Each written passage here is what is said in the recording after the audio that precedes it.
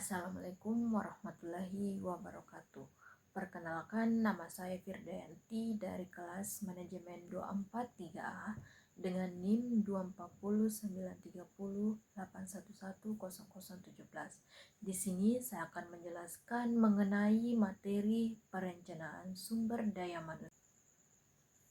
Jadi, proses yang dilakukan oleh organisasi untuk menentukan kebutuhan tenaga kerja di masa kini maupun masa mendatang agar sesuai dengan tujuan dan strategi perusahaan.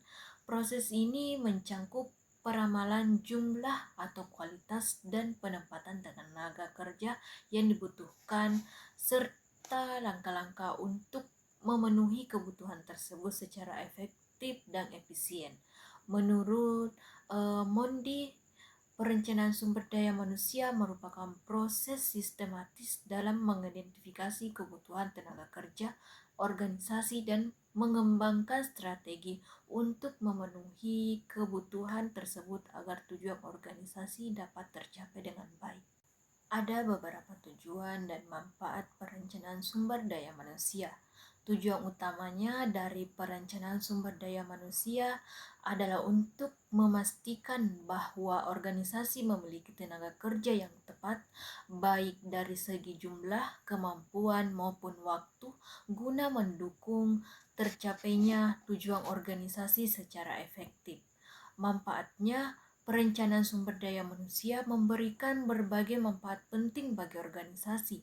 Yang pertama, efisiensi dalam pengelolaan tenaga kerja, membantu menghindari pemborosan biaya akibat rekrutmen berlebih atau kekurangan pegawai.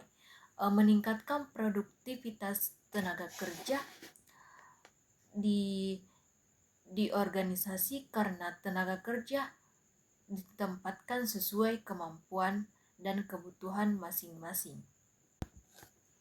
Proses atau tahapan perencanaan sumber daya manusia. Perencanaan sumber daya manusia merupakan suatu proses sistematis dan berkelanjutan untuk memastikan organisasi memiliki tenaga kerja yang sesuai dengan kebutuhan, baik dari segi jumlah, kualitas, maupun waktu. Proses ini berkaitan dengan beberapa tahapan penting yang harus dilakukan secara terstruktur agar hasilnya optimal. Tahapan-tahapannya yang pertama ada analisis situasi dan tujuan organisasi, yang kedua analisis kebutuhan sumber daya manusia, yang ketiga analisis ketersediaan sumber daya manusia, kesenjangan penyusunan rencana, dan evaluasi. Ada dua faktor yang mempengaruhi perencanaan sumber daya manusia.